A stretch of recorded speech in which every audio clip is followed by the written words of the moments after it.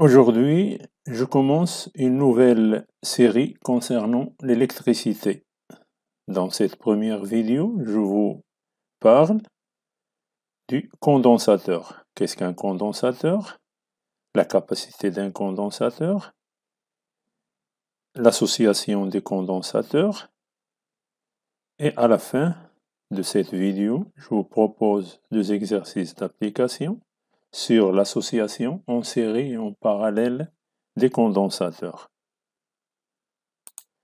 Alors, qu'est-ce qu'un condensateur? Un condensateur est un composant électronique formé par 2 surfaces métalliques, l'une en face de l'autre, séparées par un isolant, appelé aussi diélectrique. Qu'est-ce qu'un diélectrique? Une substance est dite diélectrique lorsqu'il y a absence des charges électriques. Ce diélectrique peut être aussi le vide. On symbolise le condensateur par 2 armatures qui sont verticales, parallèles, qui sont verticales, de même hauteur, séparées par un diélectrique. Du point de vue historique, le principe de condensateur a été découvert en 1782 par le physicien italien Alessandro Volta. Aujourd'hui, il est devenu un élément fondamental dans tous les appareils électriques et électroniques. Le plus vieil condensateur a été découvert par hasard à Leyde. C'est une ville du Pays-Bas en 1745 par Petrus van Machinbroek. Les différentes sortes de condensateurs. Il y a condensateur plan. C'est lorsque l'épaisseur E de diélectrique est petite devant les dimensions des armatures. Et lorsque le diélectrique est un électrolyte, le condensateur est dit électrochimique. Ce type de condensateur est polarisé, il ne faut pas inverser son sens de branchement.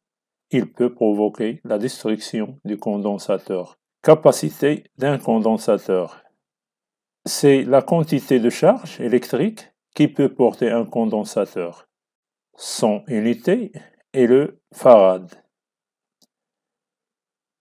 La relation entre la tension au bornes d'un condensateur et la charge d'un condensateur, l'expérience montre que la charge d'un condensateur est proportionnelle à la tension à ses bornes. Et le coefficient de proportionnalité représente la capacité du condensateur. En courant continu, on écrit Q est égal à C fois U. Toujours, les lettres majuscules représentent, on le représente lorsqu'on écrit en courant continu. Et le coefficient de proportionnalité ici, c'est la C. Cette coefficient est appelée la capacité de condensateur.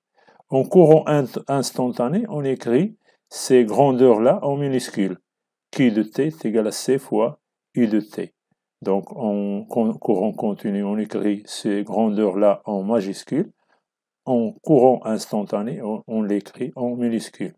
Donc, pour toutes les grandeurs électriques. I de T, Q de T. Exemple, un condensateur de capacité 10 microfarad pour une tension de 20 volts. Quelle est la quantité de charge qui peut porter ce condensateur? Alors on applique directement la formule Q est égal à C fois U, avec C est égal à 10 microfarad et U est égal à 20. Donc c'est 20 fois 10 qui est égal à 200 microcoulombs. L'unité de la quantité d'électricité Q, c'est qui représente ici la charge, on l'exprime en coulombs. Donc 200 microcoulombs. Combien d'électrons peut contenir ce condensateur? Donc on applique la relation que la quantité d'électricité, c'est le nombre de charges, et cette charge-là, c'est la charge élémentaire E. Donc E est égal à 1,6 fois 10 moins 19 coulombs. Donc N est égal à Q sur E. Donc N est égal à 200 multiplié par 10 moins 6 microcoulombs sur 1,6 fois 10 moins 19. Donc le résultat c'est 1,25 fois 10 puissance 15 charges. Donc ce condensateur, sous cette tension-là, il porte 1,25 fois 10 puissance 15 électrons, charge négative. Alors, intensité du courant électrique. Par conséquent, le courant qui traverse un condensateur d'intensité I, tel qu'en courant continu, ici le courant en régime continu, en courant continu, l'intensité de courant I majuscule mesure le débit des charges électriques à travers une section donnée S du circuit, telle que I est égal à delta Q sur delta T. Et cette formule-là, on a cette relation, elle est vue au tronc commun. Elle est vue au tronc commun. OQ ici, c'est la quantité d'électricité transportée par le courant pendant une durée delta T à travers la surface S. En régime instantané, en régime variable, on parle ici de la dérivée. C'est-à-dire ici, on définit l'intensité instantanée à un instant très petit, c'est-à-dire entre T et T plus delta T, c'est-à-dire I dans ce cas-là est égal à dQA sur dt qui représente la dérivée de QA, car la charge QA aussi, elle est variable, elle est instantanée, qui est égal à aussi, puisque QA est égal à C fois UC, donc qui est égal à aussi C fois D de UC sur dt. Alors cette formule-là, cette relation est très importante en électricité car on va l'utiliser plusieurs fois, soit dans les cours qui viennent après. Attention ici, lorsque par convention, on prend que lorsque le courant I entre par l'armature positive du condensateur, c'est-à-dire ici de charge QA, I est égal à dQA sur dt. Alors ici, comme on remarque, la capacité d'un condensateur dépend de la géométrie du condensateur et aussi de l'électrique utilisée. Alors pour un condensateur plan, on peut calculer C à partir de la formule suivante qui est connue en électricité. C est égal à epsilon0 fois S sur E, si le diélectrique est le vide. Epsilon0 c'est la permittivité du vide, S c'est la surface d'une armature et E c'est la distance qui sépare les armatures, la distance qui sépare les armatures. Alors maintenant, association des condensateurs. Dans cette partie-là, on cherche à déterminer la capacité équivalente, la capacité d'un condensateur équivalente à des condensateurs qui sont soit sont associés en parallèle ou en série. Commençons par un branchement en parallèle. Considérons un ensemble de deux condensateurs de capacité C1 et C2, branchés en parallèle et cherchons la capacité d'un condensateur unique équivalent à cet ensemble, comme le montre le schéma. Soit Q1, la charge de l'armature A de capacité C1, et Q2, la charge de l'armature B de capacité C2. Et Q équivalent ici, c'est la charge de l'armature A de condensateur équivalent à la capacité C équivalent. Donc ici, il y a deux condensateurs montés en parallèle. On cherche un condensateur équivalent en déterminant la relation entre C équivalent, C1 et C2.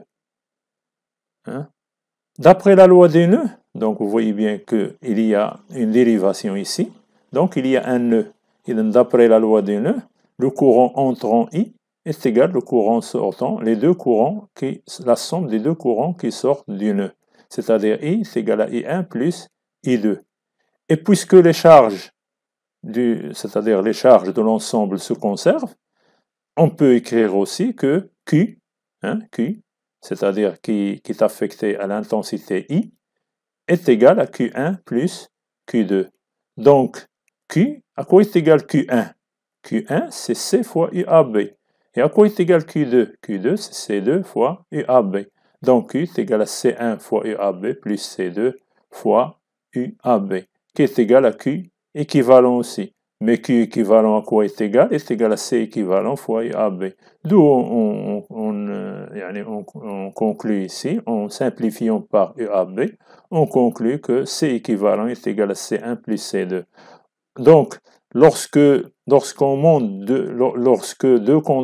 condensateurs de capacité C1 et C2 sont branchés en parallèle, alors la capacité du condensateur équivalent est la somme des capacités de ces deux condensateurs. C'est le contraire du conducteur ohmique. C'est le contraire du conducteur ohmique. Car lorsque deux conducteurs ohmiques sont branchés en parallèle, de résistance R1 et R2, alors pour calculer R équivalent, on emploie la formule 1 sur R équivalent est égal à 1 sur R1 plus 1 sur R2.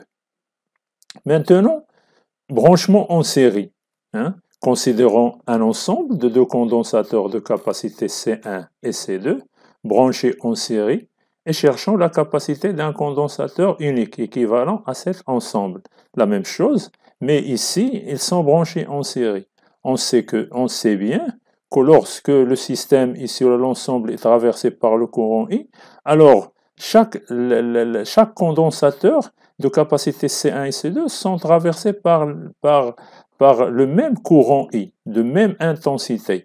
Donc, I1 est égal à I2 est égal à I. Alors, d'où les charges aussi, Q est égal à Q1 est égal à Q2, qui est égal à aussi à Q équivalent, qui est égal à Q équivalent. Mais attention ici, ce qui se divise ici, c'est la tension. Donc la tension totale, ou la tension totale, la tension entre A et B, UAB, est égale à la somme de U1 plus U2. C'est égal à la somme de U1 plus U2. Alors, si on remplace U1, U2 par Q1 sur C1, si on remplace U1, U2 par QA sur CA, plus QB sur C2, ou bien Q1 sur C1, plus Q2 sur C2, et ici c'est Q sur C équivalent, alors puisque Q1 est égal à Q2 est égal à Q est égal à Q équivalent, donc 1 sur C équivalent est égal à 1 sur C1 plus 1 sur C2. Donc, on retrouve bien la formule ou la relation pour les capacités des condensateurs qui montent en série, c'est le contraire du conducteur ohmique qui sont montés en série. Alors maintenant, je vous propose deux exercices sur les associations des condensateurs. C'est pour comprendre un petit peu ces associations-là. Comment peut-on procéder pour résoudre un problème où il y a, par exemple, dans le cas où, dans le problème, il nous donne des condensateurs qu'ils soient montés en série ou en parallèle. Alors, commençons par le premier exercice, exercice 1. Branchement en série d'un condensateur non chargé. On branche un condensateur de capacité C1, c'est égal à 4 microfarads non chargé, en série avec un condensateur non chargé aussi, de capacité C2, 1 microfarad. Et on soumet l'ensemble à la tension I est égale à 10 volts. Premièrement, calculer les charges portées par chaque condensateur après le branchement. Deuxième question, peut-on calculer la capacité équivalente de l'ensemble? Alors, la solution de cet exercice. Premièrement, calcul des charges portées par chaque condensateur après le branchement. Pour cela, on va essayer de faire un petit schéma où on va montrer les condensateurs avant le branchement et les deux condensateurs après le branchement. Avant le branchement, c'est-à-dire ne sont pas connectés. Donc vous voyez bien que chaque condensateur a une capacité, la première c'est C1, la deuxième c'est C2, leur charge est nulle car la tension ici elle est nulle. Après le branchement, alors les deux condensateurs seront chargés et à l'équilibre, c'est-à-dire ils sont chargés sous la tension U est égale à 10 volts. Donc à l'équilibre, on voit bien qu'il y a conservation des charges. Donc, qu'est-ce que ça veut dire conservation de charge? Ça veut dire que si je prends moins Q1, Q2 est égal à 0 plus 0. Ou bien Q1 moins Q2 est égal à 0 plus 0. Hein? Toujours, je enveloppe ces deux condensateurs avec ces deux condensateurs, ces deux charges de condensateurs, la somme de ces deux charges de condensateurs après le branchement est égale à la somme ces deux condensateurs, les deux charges des deux condensateurs avant le branchement. Donc voilà, on aura, d'après la loi de conservation des charges, on peut écrire pour les armatures Q1 et Q2, après le branchement, 0 plus 0 est égal à moins Q1 plus Q2, ce qui implique que Q2 est égal à Q1. Voilà la première relation. On a aussi une autre relation en appliquant la loi d'additivité des tensions. Si on applique la loi d'additivité des tensions, on a U est égal à U1 plus U2. Hein? U est égal à U1 plus U2. Et U1 c'est quoi? C'est Q1 sur C1. U2 c'est Q2 sur C2. Donc U est égal à Q1 sur C1 plus Q2 sur C2. Avec Q2 est égal à Q1, mais numériquement, on le prend en unité microcoulomb. Donc, on aura dans ce cas 10 est égal à Q1 sur C1 plus Q2 sur C2. Mais attention ici, C1 est égal à 4, C2 est égal à 1. On les met en mettant ces deux fractions en même dénominateur. Hein? Donc, on va multiplier ici la deuxième fraction par 4, c'est-à-dire en haut et en bas. Donc, on aurait ici, c'est-à-dire 10 est égal à Q1 sur 4 plus 4 Q2 sur 4. Ça veut dire quoi? Ça veut dire que 40 est égal à Q1 plus 4 Q2 en microcoulomb. Et d'après la première relation, hein, Q1 égale à Q2. Donc, 40 est égal à 5 Q1. Donc, Q1 est égal à 40 sur 5, donc est égal à 8 microcoulombs. Puisque Q1 est égal à Q2, donc Q2 aussi est égal à 8 microcoulombs, ce qui montre que les condensateurs sont chargés avec la même quantité d'électricité. C'est-à-dire que les deux condensateurs sont symétriques au niveau des charges. Donc, on peut calculer la capacité équivalente au système. Maintenant, l'exercice 2, association des condensateurs, mais dans ce cas-là, en parallèle, on charge un condensateur de capacité C est égal à 50 microfarads sous une tension U est égale à 35 volts. Après avoir déconnecté du circuit de charge, on relie ces armatures à celles d'un condensateur de capacité C' est égal à 3C, initialement déchargé et isolé, c'est-à-dire les charges est nulle. Les condensateurs prennent alors respectivement des charges Q et Q' sous une tension commune qui est U'. La question, c'est calculer Q et Q' et aussi la tension U'.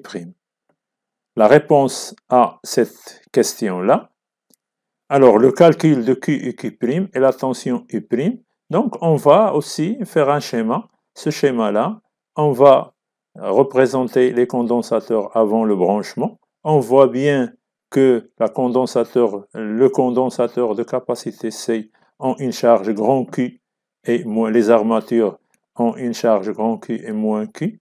Dans ce cas-là, on peut écrire la relation Q est égal à C fois U pour calculer ce Q-là. Donc ça, c'est connu. Donc là, avant le branchement, la quantité d'électricité de chaque armature, elle est connue, qu'on peut le calculer à partir de cette relation. Pour le condensateur C' n'est pas chargé, car la tension ici, elle est nulle.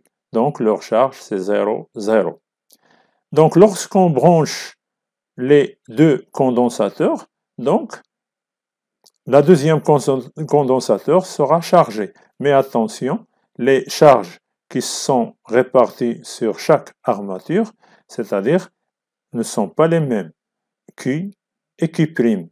On suppose qu'ils ne sont pas les mêmes, ça peut qu'ils soient les mêmes, mais c'est différent de Q. Hein? Donc cette charge Q va se répartir entre les deux condensateurs. Ce qu'on appelle ici la conservation des charges. Hein? Donc si je écris ici, voilà la relation Donc on va écrire Q' plus Q est égal à grand Q. Hein, ou bien grand Q est égal à Q plus Q'. Hein, ou bien moins Q' moins Q est égal à moins grand Q. Hein. Et la tension aussi sera U' entre les bornes, c'est-à-dire des deux condensateurs, car ils sont montés en parallèle. Donc, U' est égal à Q' sur C' et est égal aussi à Q sur C. Et U est égal à grand Q sur C. Donc, à partir de ces relations-là, on peut déterminer Q et Q'. Donc, premièrement, Q est égal à Q plus Q'. Alors, d'autre part, Q' est égal à C' fois U'. Et Q est égal à C fois U'. Ce qui implique grand Q, grand Q, qui est égal à C' fois U' plus C fois U'. Donc on met U' en facteur, il nous reste C plus C', qui est égal, puisque C' est égal à 3 fois C, donc est égal à 4C fois U'. Et puisqu'on a Q est égal à C fois U, donc U' est égal à U sur 4. Que U' est égal à U sur 4 et on calcule tout simplement U' qui est égal à 8,75 volts. Et on remplace dans la première formule, c'est-à-dire U' par U sur 4, on aura Q est égal à C fois U sur 4 qui est égal à 4,4 fois 10 moins 4 coulombs. Et Q' est égal à 3 fois C fois U'. Donc est égal à 3 fois Q. Donc c'est 1,3 fois 10 moins 3 coulombs. Merci et à la prochaine vidéo, Inch'Allah.